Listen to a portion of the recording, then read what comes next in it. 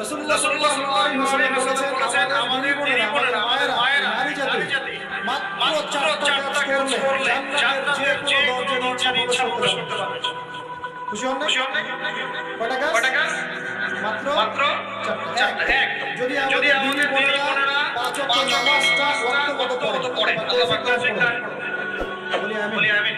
2 number, যদি তারা রমাদান মাসের রোজাটাকে ঠিকমতো আদায় করতে পারে। 1 নাম্বার 5 ওয়াক্ত নামাজ ঠিকঠাক আদায় করা, 2 নাম্বার রমজান মাসের সওম রাখা, 3 নাম্বার তাদের লজ্জাস্থানের হেফাজত করা, মানে সেই পর্দা মেইনটেইন করা, শরঈ পর্দা মেইনটেইন করা। এবং আমি বলে দেই চেহারাটা আপনাদের পর্দার অন্তর্ভুক্ত। এটা নিয়ে অনেক ভাগ হয় না সমাজে। চেহারা দেখানো যাবে কি যাবে না ইত্যাদি। চেহারা আপনার পর্দার অন্তর্ভুক্ত বিষয়। এর উপরে ফতোয়া অনেক দিচ্ছে, কিন্তু বড় গ্রামের কিছু ঘাটাঘাটি করে তাদের ফতোয়া হচ্ছে চেহারা আপনার পর্দার অন্তর্ভুক্ত বিষয়। চেহারা ঢেকে রাখবেন, আল্লাহ পাক তৌফিক দান করুন। চোখ থাকবে খোলা, ঠিক আছে। 4 নাম্বার স্বামীর আনুগত্য করবে।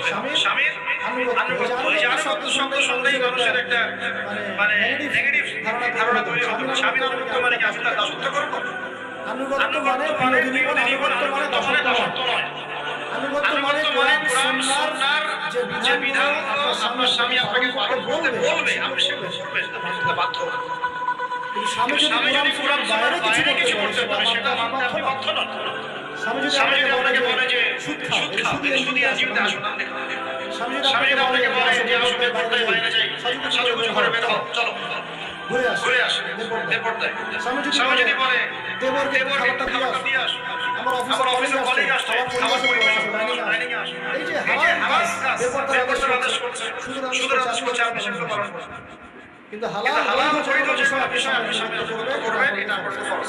এই 4টা কাজ যদি আপনি করতে পারেন, জান্নাতের যে কোনো দরজা দিয়ে ইচ্ছা আপনি প্রবেশ করতে পারবেন ইনশাআল্লাহ।